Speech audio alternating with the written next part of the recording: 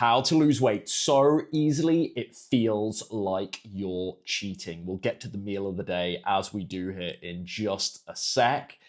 But first, I think for most of us, weight loss isn't always a walk in the park. We have to confront lots of our bad habits around nutrition and exercise. We have to resist our temptations, say no to many of our cravings in a culture that's frankly obsessed with food. But today I want to share 4 of the things I've personally found make this whole process so much easier. As I say, it's still a challenge, but that's why if there's anything I could do to make it even 10 or 20% easier, I think that's seriously worth it in my mind. First up though, meal of the day, what am I working with? It's breakfast here, so we're on the old tofu scramble. That's right, I'm one of those hippies, so no eggs here. We've got the scrambled tofu, we've got some red, let me put this closer, that would help, wouldn't it? Some red bell pepper, some spinach, bit of the old mushroom there. Got some of this rye bread. Doesn't look the right colour, does it, for rye bread, but I assure you it's rye bread. We're gonna lather that in a bit of hot sauce, a little mandy on the side. Simple stuff, just cook in the pan, 5 minutes, done.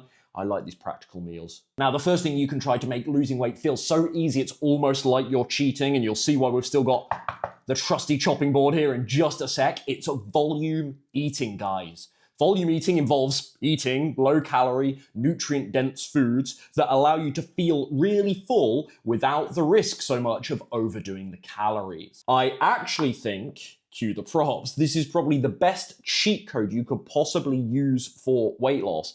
I love bulking up my meals with low-calorie fruits and vegetables. One reason why is obviously nutrients, health, right? But also, this lets me feel so full without adding the amount of calories that I might add if I was to use the equivalent amount of something like rice or oats or potato, for example. Now, here in this whole bowl, let me bring it closer so you can see. I can't tip it too much, I'm gonna lose some of my veg here, but this whole bowl, 110 calories. 110 calories. So we've got zucchini, courgette for my fellow Brits, of course. We've got our broccoli, mushrooms, red bell pepper.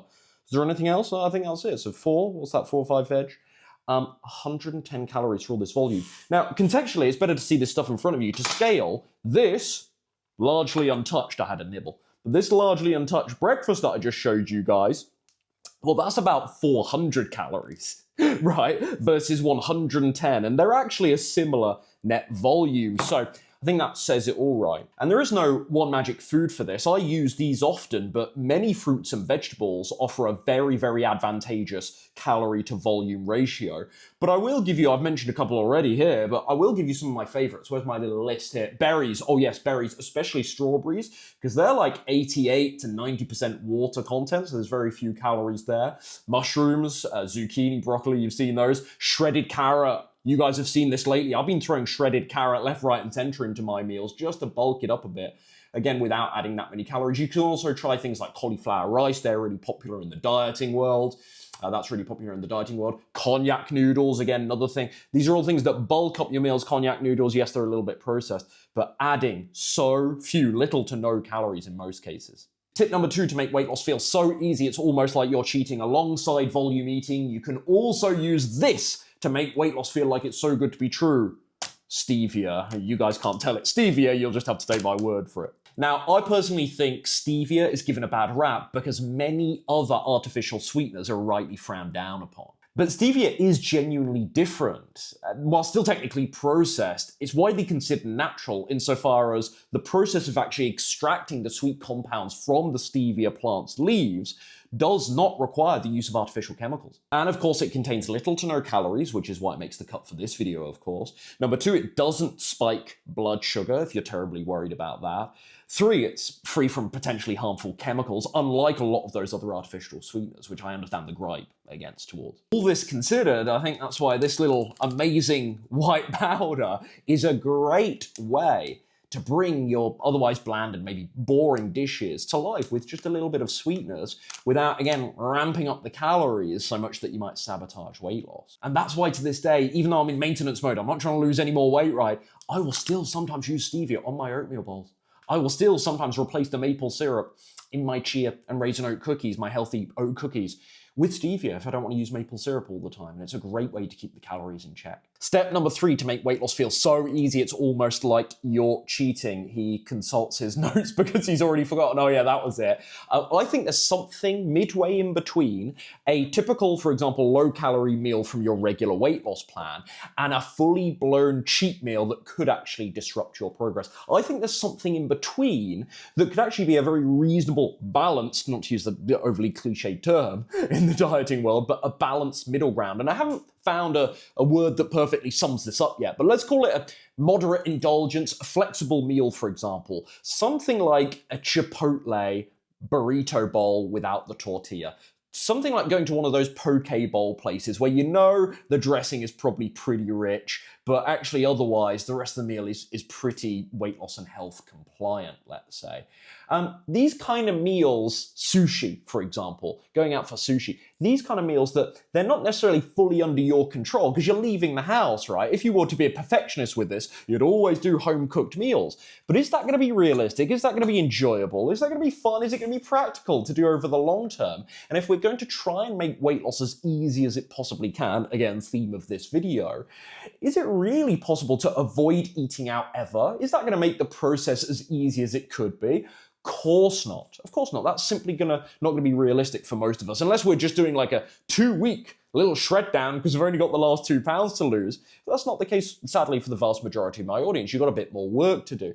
And so if you're to imagine the next 6 months where you never eat out, is that really going to work? So instead of like fully blown cheat meals where you consume like 1,200 calories in a meal and start threatening your results every week, your progress on the scale every week, you start undoing the other days that you were successfully in a calorie deficit with that kind of a cheat meal.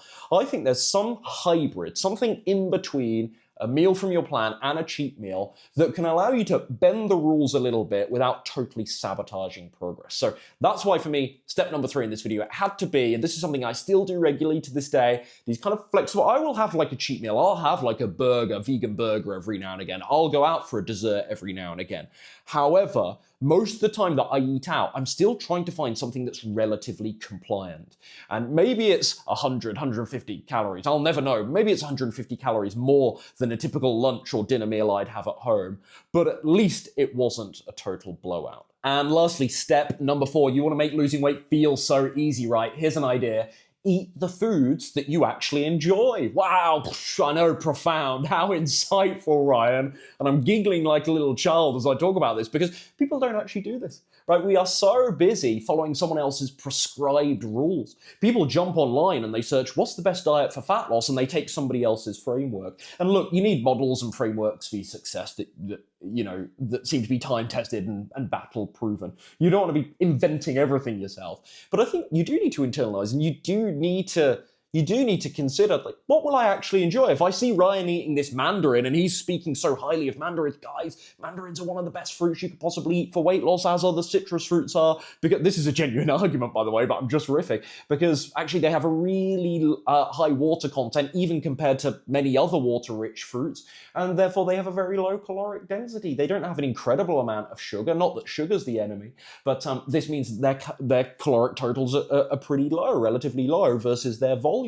So mandarins are one of the best things you can eat for weight loss, and plus they're hydrating and delicious, right? But if you disagree and you're like, I don't find them that delicious, right? Don't force yourself to eat mandarins. There are so many other foods you could eat. And I think we are lost now in this tribal nonsense about, like, the keto guy is saying, oh, carbs are the problem. The carnivore is saying, oh, plant foods, anything containing fiber is the problem. And again, carbohydrates are the problem. And then you've got, like, at the other end of the spectrum, you've got, and I, respect and appreciate these folks, but you've got some of the very, very low-fat plant-based diet advocates that say, oh, no, the fat you eat is the fat you wear and you can't have any avocado. And I just think, oh, my goodness, this is not the bottom line, right? The common denominator, what works across the diet spectrum for weight loss, is a calorie deficit. And when you understand and embrace that rule and that that's the key principle and the fundamental law of weight loss, it's not to say other things don't contribute, but when you understand that that's the key philosophy of weight loss, you can start to ask yourself, what do I actually want to eat? What do I want my diet to be like? Instead of just like copy and pasting what other people are doing, even though it isn't really enjoyable to you. So yeah, we need models and frameworks for our success. And, I respect and appreciate you for coming to my channel and thinking, oh, Ryan eats that. He talked about eating lots of this when he loses weight, watching his Instagram, he's posting his food stories. That's a really good idea for me, I think. I think that might be quite good for weight loss. Discard a lot of that, guys. Like, I sound like I'm slating my own advice. Just because I enjoy that food, it doesn't mean you necessarily will as well. Now, if you're looking at my meals and thinking, that looks delicious, and Ryan says it's really effective for weight loss, yes, please, fair enough. That's slightly different. But if you're watching me eat me tofu scramble here and thinking, that's not for me, I don't like warm breakfast, I don't really like savory breakfast, this is a common one, not really a big fan of tofu, to be honest. It's pretty, it's pretty nothingness. It's pretty much a nothing burger. I'd rather have my oatmeal, I'd rather have healthy cereal bowl, I'd rather have a smoothie in the morning. Fair enough. So, yeah, I think I'm saying nothing profound here, but eat the food you actually enjoy. And this is actually, it's not profound, but it might be semi-controversial in terms of how most people do this stuff, because they're sitting on YouTube typing, what's the best diet for weight loss? Don't follow a diet you don't like, guys.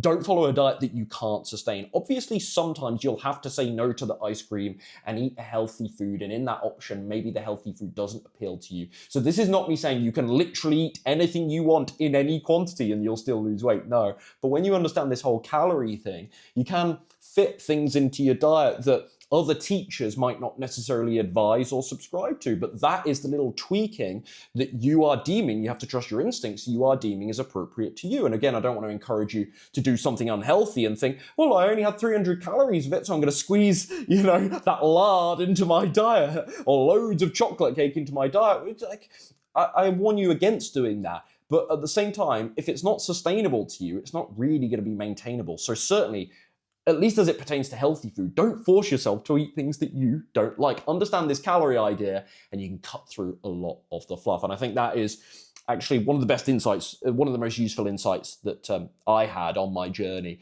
to make this whole process of losing weight so much easier. Dietary design, thinking, what do I actually want to do, instead of just copying and pasting what some schmuck on YouTube was doing the whole time, or what some medical doctor, I respect everyone's opinion, well, not necessarily equally, but I respect the opinion of many MDs in my space, for example. It doesn't mean when they're telling me about their bean burrito and I'm like, oh, that's not really my cup of tea, or they're telling me about like stuff that involves loads of banana because I don't really like banana, or they're telling me they do like jackfruit chilies and I'm like, jackfruit's so cliche now, it's so overrated, I hate seeing jackfruit on every menu, it's not really that satisfying to me.